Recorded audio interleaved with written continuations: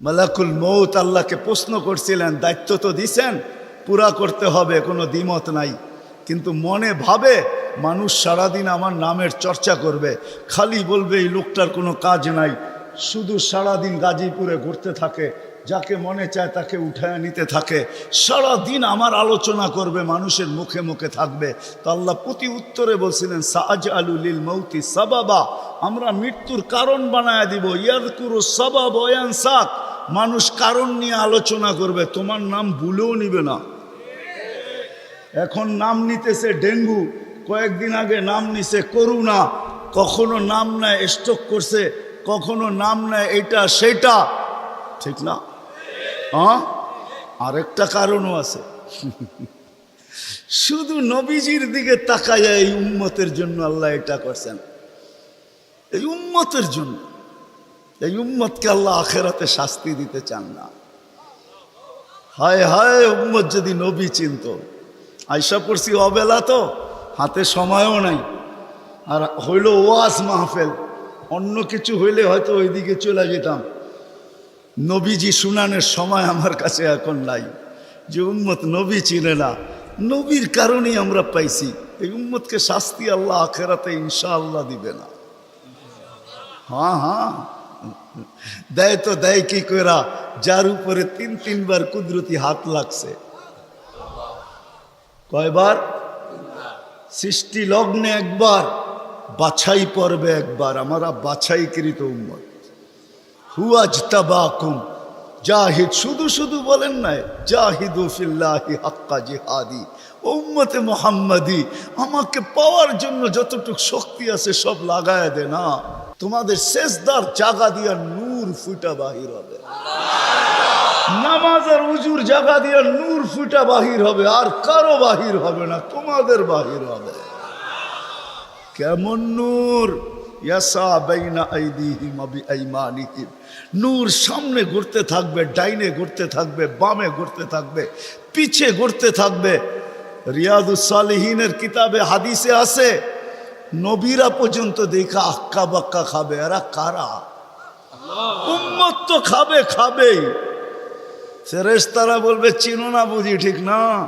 সবাই শেষে আসছে, তো কোত্থেকে চিনবা, তোমরা তো ওই সময় ছিলাই না।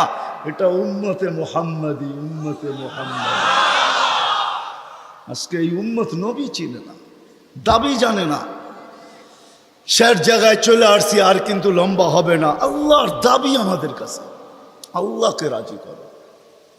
যদি এই ছোট জীবনটা সুখে থাকতে চাও, আল্লাহ পাওয়া ব্যতীত সুখ হবে না।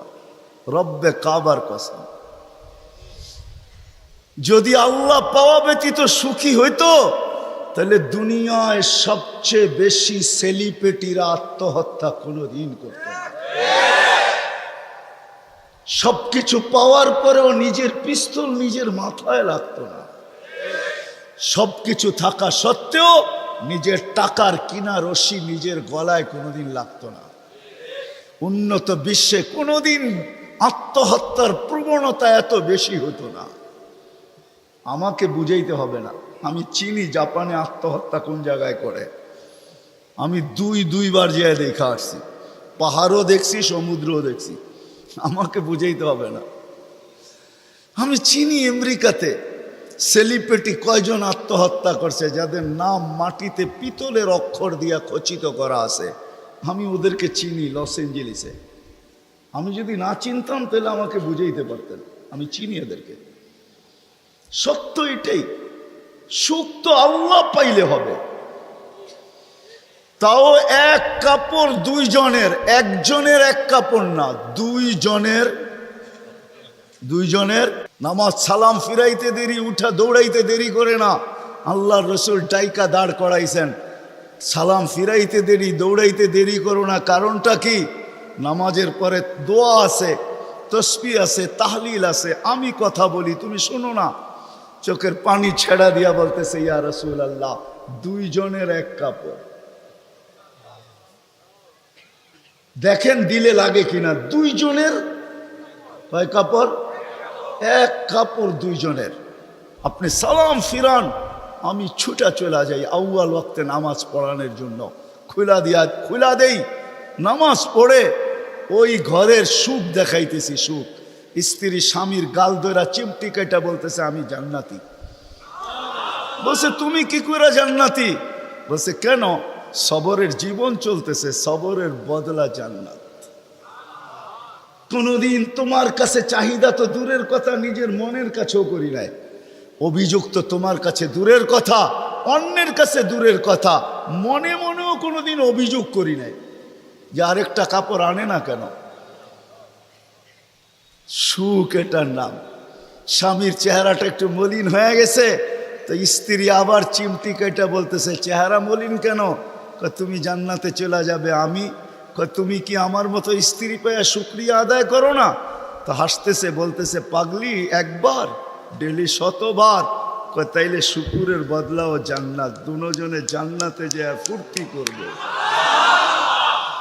আজকে ইতিহাসের পাতায় খুঁজলে পাওয়া যায় ইব্রাহিম ইবনে আদহাম রহমতুল্লাহের জীবন অতি অল্প কথায় চেঞ্জ হয়েছে, পরিবর্তন হয়েছে। উনিও কিন্তু রাজা ছিলেন, বলখ নামী এলাকার বাদশাহ ছিলেন, যেটা এখন ইরাকের অন্তর্ভুক্ত। ঐতিহাসিক নাম যদিও বলখ, বর্তমানে ওই নামে তার নাম নাই বিদায়, চিনতে অনেক কষ্ট হয়। তো উনি অনেক কথায় ওনার জীবন চেঞ্জ হয় নাই, অল্প কথায় জীবন চেঞ্জ। রাত্রে ঘুমন্ত ছিলেন, ছাদের উপরে কারো চলার আওয়াজ ওনার ঘুম ভাঙা ফেলছেন। প্রহরীকে বলছেন এই গভীর রাত্রে আমার ছাদে